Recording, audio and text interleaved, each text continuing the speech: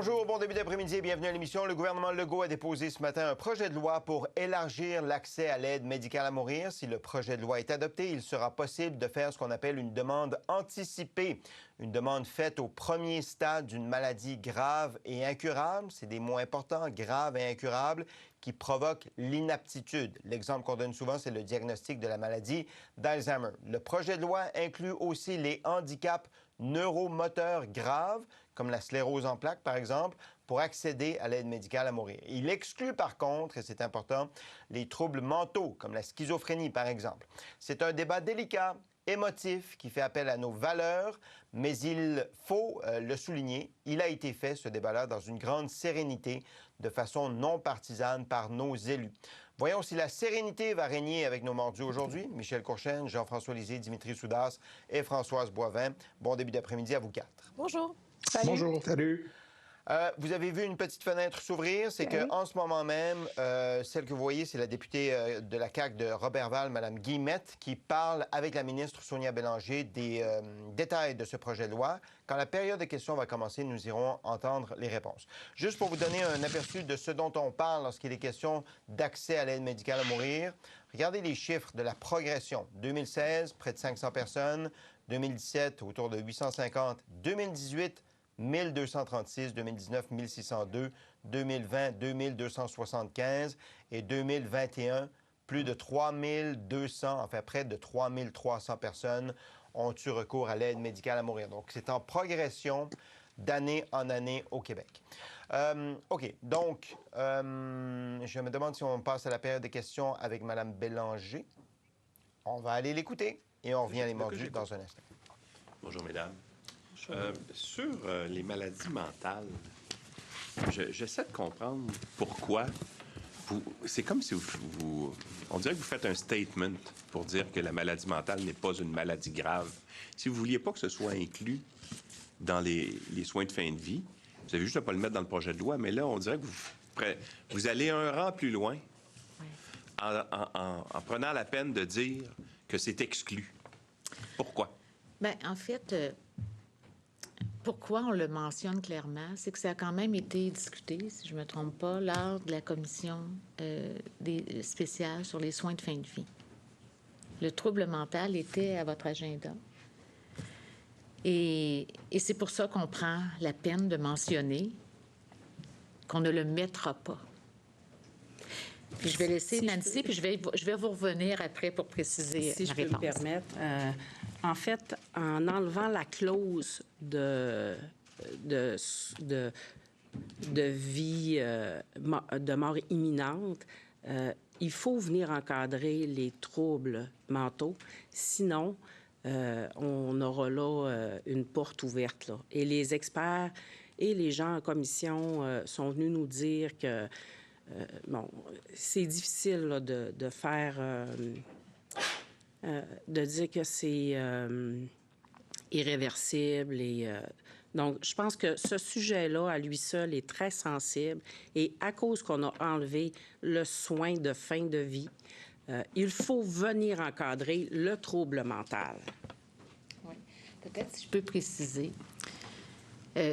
On a clairement ressenti que le trouble mental et l'aide médicale à mourir ne fait pas consensus parmi les différents groupes d'experts. J'ai eu l'occasion de rencontrer des médecins. Et, à mon avis, je n'ai pas eu de démonstration claire que ce sujet avait été discuté avec les usagers, avec les proches. Et puis, rien n'empêche que la discussion pourra se faire éventuellement. L'idée n'est pas de retirer un droit. Je veux quand même être claire ici, parce que si on va de l'avant avec le projet de loi, et c'est ce que je souhaite, ce sera un droit de demander l'aide médicale à mourir en respectant tous les critères que j'ai énoncés. Puis on ne veut pas retirer ce droit aux personnes ayant un trouble mental. Mais je pense que c'est vraiment important que le débat puisse se faire et puis qu'on puisse entendre aussi les principales personnes intéressées à ce niveau-là, donc des personnes qui ont un diagnostic de trouble mental. Et puis, ça nous semblait vraiment précipité de faire ça aujourd'hui. Et je pense qu'il faut prendre le temps. C'est une question qui est extrêmement délicate.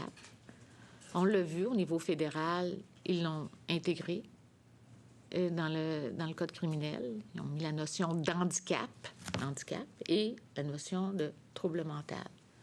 On n'était pas rendu là ici, au Québec. Justement, sur la notion de handicap neuromoteur grave, Oui. vous le réintroduisez. Avez-vous confiance que ça va être adopté ou c'est pour susciter un débat, justement, que vous le ramenez dans le projet de loi? Bien, c'est les deux. En fait, oui, j'ai confiance. Si on l'a mis là, c'est que on voit qu'il y a une évolution dans la société. On voit qu'il y a de... Vous voyez qu'on est rendu là. Écoutez, on a de plus en plus de situations où des usagers, des personnes, des patients veulent avoir la conversation avec leur médecin, avec leurs professionnels, avec leurs proches. Et il y a de plus en plus de situations. Je ne vais pas revenir sur le détail de la situation de fin de vie de M. Truchon. Ça a été médiatisé. Mais je pense que c'est important, puis je nomme M. Truchon parce que ça a été médiatisé, en tout respect, mais il y a d'autres situations cliniques de plus en plus. Puis je pense que c'est important qu'on puisse prendre le temps, et c'est pour ça qu'on le met dans le projet de loi, parce que oui, on va prendre le temps d'examiner correctement la situation, d'entendre les experts, d'entendre, moi je le dis toujours, entendre les personnes aussi. Et donc, c'est important de le mettre dans le projet de loi. Puis oui, je suis confiante qu'on est rendu à un autre niveau pour les personnes présentant un handicap neuromoteur. Mais je veux quand même terminer ma phrase, là. C'est vraiment en fonction d'un handicap neuromoteur grave, irréversible, avec des souffrances physiques, psychologiques non apaisantes. Prenons l'image de quelqu'un qui est prisonnier de son corps. C'est de ça qu'on parle. Alors, donc, c'est vraiment important. Et ces gens-là, on le sait, très souvent ne sont pas dans une fin de vie imminente, c'est-à-dire ne décéderont pas dans les jours qui suivent, mais ils vivent avec des souffrances atroces, mais ils ont fait un parcours de vie. Il ne faut pas oublier une chose, là, c'est que la première décision de l'aide médicale à mourir, c'est la personne. Je comprends, mais... C'est la personne qui fait ce cheminement-là et qui demande de l'aide, qui demande le soin. Parce que vous le citez, a été obligé d'avoir recours aux tribunaux pour avoir son droit reconnu. Est-ce que ça ne démontre pas qu'il y a, en fait, qu'il y a un enjeu social là, de reconnaissance de ce droit-là à inclure dans une loi? Je ne sais pas si vous comprenez ce que je veux dire. Mais en fait, c'est que dans la loi actuelle, il y avait le critère de fin de vie imminente. Et dans certaines situations, là, je ne vais pas revenir sur cette situation-là en particulier, mais on le voit qu'il y a certaines personnes qui ne sont pas en fin de vie imminente. D'ailleurs, le jugement Baudouin-Truchon-Gladu a fait en sorte de retirer le critère de fin de vie de la loi actuelle. Alors là, dans le fond, ce qu'on vient faire, on va le retirer dans le cadre de ce projet de loi-là, puis ça nous... Donc, ça nous demande d'analyser ça d'une autre façon. Si on retire le critère de soins de fin de vie, il faut vraiment l'analyser dans un contexte. Puis actuellement, juste pour faire figure, là, bien, les personnes qui ont un cancer, qui arrivent en fin de vie, peuvent demander l'aide médicale à mourir. Puis s'ils répondent aux critères, après évaluation, ils vont l'avoir. Mais quelqu'un qui est dans des souffrances atroces, qui n'a pas un diagnostic de cancer, donc je le mentionne aujourd'hui, là, juste pour qu'on puisse bien comprendre, n'aurait pas le droit même de le demander, là, je veux dire. Alors, et je pense que ça, c'est vraiment important qu'on puisse... Sonia Bélanger, la ministre déléguée à la Santé, qui est présentée ce matin à l'Assemblée nationale un projet de loi pour élargir l'accès à l'aide médicale. Et vous venez de voir dans les 5-6 dernières minutes toute la complexité de cet enjeu-là. On a évolué au Québec. On a eu des commissions parlementaires sur l'aide médicale à mourir, son élargissement aussi. Il y a des endroits, il y a des modalités pour lesquelles on est rendu là, a-t-elle dit, puis il y en a d'autres pour lesquelles on n'est pas rendu là. On est rendu à la demande anticipée pour quelqu'un qui a un diagnostic de maladie d'Alzheimer qui dit qu'elle va vouloir recevoir quand elle sera rendue inapte, qu'elle va recevoir l'aide médicale à mourir. Mais on n'est pas rendu là pour la les troubles mentaux, par exemple, la schizophrénie. Elle a expliqué pourquoi ça ne fait pas consensus, dit-elle, au Québec. OK. Jean-François, dans ce que vous avez entendu, je retrouve mes mordus avec plaisir, dans ce que vous avez entendu de la ministre, avez-vous l'impression qu'elle explique bien les choses, que politiquement, le message passe et qu'elle, en effet, la société est rendue à certains points, mais n'est pas rendue à d'autres points? C'est la raison pour laquelle le gouvernement, dans son projet de loi, ne va pas plus loin que là où il va aujourd'hui. Jean-François. Ben, exactement. De toute façon, c'est toujours un jugement délicat à tirer. Où est rendue la société? Ben, la société, c'est pas quelque chose qui est uniforme. Il y a des gens qui ont une opinion, d'autres en ont une autre, d'autres n'en ont pas. Généralement, c'est sûr qu'il y a une accoutumance à l'idée des soins de fin de vie. Il y a une expérience que font les familles, une après l'autre, après l'autre, après l'autre, de l'utilisation de ce qui est permis et de la réalisation de ce qui n'est pas permis. Parce qu'on se rend compte que dans certains cas, en fait, c'est pas, les gens n'étudient pas la loi. Les gens regardent ce qui se passe dans leur famille lorsque l'événement survient. Et là, on leur explique ce qui est permis et ce qui n'est pas permis. Aussi, les gens rencontrent leur notaire, ils font leur testament et se font dire par le notaire, ben, vous savez, là, vous êtes sain d'esprit, tant mieux, vous allez pouvoir payer pour votre testament, mais il y a des dispositions, il y a des documents que vous pouvez signer maintenant dans le cas où vous allez avoir une dégradation de votre condition physique. Bon. Alors donc, moi, j'ai aucun doute que la société évolue vers une acceptation de cette utilisation-là, qui est toujours volontaire. Les gens qui sont des croyants, qui ne veulent pas l'utiliser, ne l'utilisent pas, puis c'est parfait, c'est un choix individuel. Mais là, on est dans le débat sur les problèmes de maladie mentale. Alors, les gens qui ont une maladie mentale, devraient-ils, pendant la maladie, recourir à cette option si on ne peut pas faire la démonstration qu'ils en sont pleinement conscients? Alors, vous pouvez, en cas, pendant que vous êtes sain d'esprit, en cas de maladie mentale, indiquer ce que vous voulez pour l'avenir, mais vous ne pouvez pas le faire au moment où votre maladie mentale a commencé à affaiblir vos convictions, votre capacité cognitive. Alors, moi, je trouve que c'est un vrai débat. Il est sain qu'on prenne son temps. Il est sain que la société prenne des années à faire en sorte de voir l'ensemble des contours de cette question-là avant de progresser. Et je pense qu'au Québec, on progresse un peu plus rapidement que le reste du continent. C'est très bien comme ça, puis on le fait bien, vous l'avez dit, de façon transpartisane. Alors moi, je suis satisfait de l'étape qu'on franchit aujourd'hui. Remarquez, le projet de loi va être soumis au débat. Il va y avoir des experts qui vont venir. Il va pouvoir être bonifié, modifié. Mais il me semble que ce qui est mis au jeu aujourd'hui est le bon point d'équilibre de l'état du débat. Et puis pour situer les choses, ce qui se passe aujourd'hui découle d'un jugement qui a donné accès à l'aide médicale à mourir à des gens prisonniers de leur corps. Là. Nicole Gladu, Jean Truchon, qui ont mené cette bataille devant les tribunaux et pour élargir l'accès à l'aide médicale à mourir, alors qu'avant, il y avait un critère de mort. Est-ce que c'est quoi? C'est mort... Pardon? Fin de vie. Imminent. Fin de vie. Le critère de fin de vie imminente. C'est ça. La fin de vie proche. Alors que ces gens-là, Mme Truchon, Mme Gladu, M. Truchon, n'avaient pas une fin de vie proche, mais étaient quand même prisonniers de leur corps et donc ont pu, avec ce jugement, avoir accès à l'aide médicale à mourir. OK. Michel, vous voyez ça comment? Bien, je salue ça au plus haut point. Très honnêtement, je suis absolument d'accord avec tout ce que Jean-François a énoncé. Ce qui est un modèle, à mon avis, pas juste pour le continent, mais on regarde un peu ce qui se passe en Europe. On est certainement un modèle sur le processus, sur le type de discussion collective que nous avons et que nous avons eu et que nous continuerons d'avoir. Vous avez mentionné avec beaucoup de sérénité, et ça, c'est très, très, très important parce que quand on fait partie d'une famille touchée par ce phénomène-là, ce contexte de sérénité est essentiel. Et tous n'ont pas le même rapport à la maladie. Dans une même famille, tous n'ont pas le même rapport à la maladie, puis tous n'ont pas le même rapport à la mort non plus, et la façon d'y arriver, surtout quand c'est un être cher.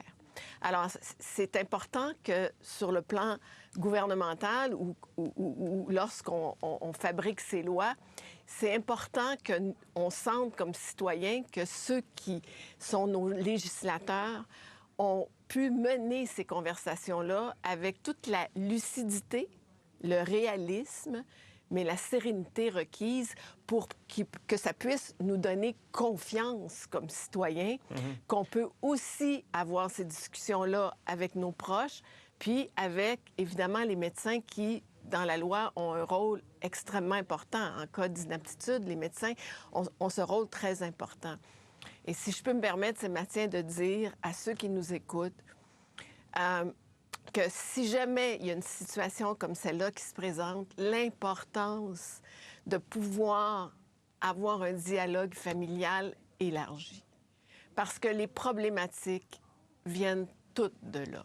Et ce dialogue-là, cette capacité de se parler, de dire ce qu'on ressent, il faut qu'on soit capable d'aller trouver un certain consensus au sein des proches et au sein de la famille. Et ça, c'est un enjeu extrêmement difficile, pas facile à aborder. Et il faut que la personne qui est atteinte puisse aussi convoquer et s'assurer que ces conversations-là puissent se tenir dans ce climat de sérénité. Et tout en respectant la volonté de la personne atteinte. Oui, mais c'est là que tout le monde a son opinion par rapport, surtout quand le niveau cognitif diminue. Parce que, vous savez, dans la maladie d'Alzheimer, quand on reçoit le diagnostic, souvent, le jugement est déjà affecté. Alors, c'est là, oui, et c'est là que les professionnels deviennent extrêmement importants dans l'accompagnement des proches pour déterminer la chose à faire. Françoise, il y a différents niveaux. Là. Il y a le gouvernement du Québec là, qui présente son projet de loi, mais il y a le fédéral aussi. Puis on est un peu mêlés parce que le fédéral repousse dans un an sa décision sur, ou enfin le débat qu'il veut faire sur l'inclusion des gens qui ont des troubles mentaux pour accéder à l'aide médicale à mourir. Il y a un rapport qui évoque aussi des mineurs matures qui pourraient avoir accès à l'aide médicale à mourir. Il faut définir mineur mature, là, mais est-ce qu'il y a besoin d'un arrimage pour que les gens voient clair dans qui peut avoir accès à l'aide médicale à mourir? Françoise. Je pense que oui. Je pense que c'est plus difficile à atteindre cette espèce de transpartisanerie au niveau fédéral qu'on a pu voir au niveau du Québec. Peut-être parce que il y a des groupes d'intérêt qui sont extrêmement forts au niveau fédéral. Je parle entre autres de groupes religieux. Moi, je l'ai vu dès ses départs, lorsque le fédéral a commencé à discuter d'ouvrir cette notion-là, alors que c'était devant la Cour suprême. On tentait de voir où on se situerait comme parti. Il y a différentes tendances dans tous les partis politiques. Alors, c'était pas nécessairement évident d'avoir des consensus. Ils ont fait beaucoup de chemin. Je suis convaincue que Dimitri va dire la même chose que moi là-dessus, mais il y a encore des pas qu'ils ont un petit peu de difficulté à franchir. On dirait qu'au fédéral, on joue beaucoup plus la carte du palliatif versus les soins de l'aide médicale à mourir. On le voit, au Québec, on vient de franchir un pas important qui n'était pas là avant, alors qu'on va maintenant obliger les maisons de soins palliatifs. J'ai siégé, moi, au sein du conseil d'administration d'une des maisons de soins palliatifs, et c'était un débat qui ne faisait pas l'unanimité, parce que c'est comme si c'est des soins de fin de vie différents et un est comme à l'inverse de l'autre. Alors, on a de la difficulté à amener les gens vers ce qui devrait primer, à savoir que c'est un choix individuel. Ça appartient à la personne qui, oui, peut vouloir entrer dans une maison de soins palliatifs pour tout ce que ces maisons-là représentent et qui, à un moment donné, a le droit de dire aussi ben là, j'en peux plus et je veux avoir accès à l'aide médicale à mourir. Au fédéral, ils ne sont pas rendus là. Par contre, au fédéral, c'est beaucoup plus l'aspect criminel de la chose. C'est le code criminel, c'est comment est-ce qu'on va interpréter toutes ces choses-là. Ils n'ont pas le vécu nécessairement quotidien de l'aspect médical de la chose. Je leur souhaite bonne réflexion. Ça se fait quand même bien, les discussions. Puis c'est important d'entendre les autres. Parce que ce qui fait peur, c'est les notions de dérapage. Quand on tombe dans la question des problèmes de soins de santé mentale. Il y en a qui voient une façon de court-circuiter puis de peut-être trouver des façons rapides de se débarrasser d'individus. Alors, faut réitérer comment est-ce que ces consentements-là doivent être obtenus. Les contrepoids, ça se fait pas juste en disant de prendre le temps. Alors, c'est peut-être pour ça, au niveau fédéral, là, c'est tout un territoire à couvrir et les gens ne sont pas tous rendus au même point que nous le sommes au Québec. Sur les maisons de soins palliatifs, il y en a 35 au Québec. Il y en a 25 qui offrent l'aide médicale à mourir. L'autre dizaine, il y en a soit qui sont en réflexion, en analyse, pas nécessairement fermées, mais c'est écrit dans le projet de loi qu'elles seront dorénavant obligées d'offrir ce service d'aide médicale à mourir. Dimitri, en conclusion.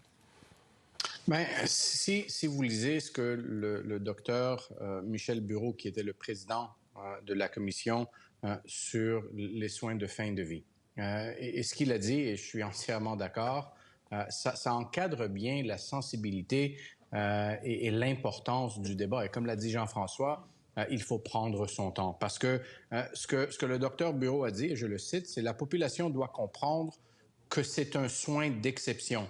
Un soin de dernier recours. On ne commence pas par ça.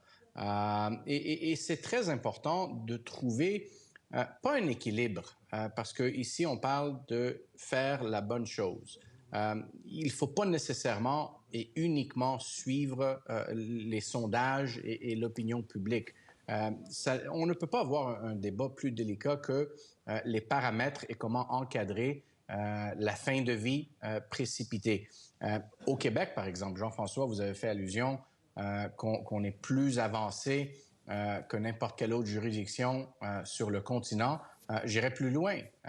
C'est à travers la planète. 7 des décès au Québec, annuellement, 7 des décès au Québec. Donc, sur 100 personnes qui meurent, les 7 sont à cause qu'ils ont choisi et qu'ils étaient éligibles pour l'aide médicale à mourir. Et si vous voulez vraiment un article bien écrit sur le site web de Radio-Canada, je fais la promotion de Radio-Canada, là. C'est bon. C'est écrit par David Gentile et Daniel Boily. Honnêtement, j'ai lu cet article avant l'émission et ça encadre bien. Donc, aux politiciens, tant au fédéral qu'au provincial, ça revient à ce que Françoise a dit dans 3 minutes. Ça prend des mois et des mois à bien étudier parce que ça ne peut pas être un choix dans un menu d'un paquet de soins comme les soins palliatifs. Il faut bien encadrer ça. Et parce que c'est lourd de conséquences. OK, mais le débat se fait très, très bien. Puis ça, on le dit, puis on le répète, c'est dans la sérénité, on prend le temps de prendre le temps, parce que c'est un débat extrêmement délicat.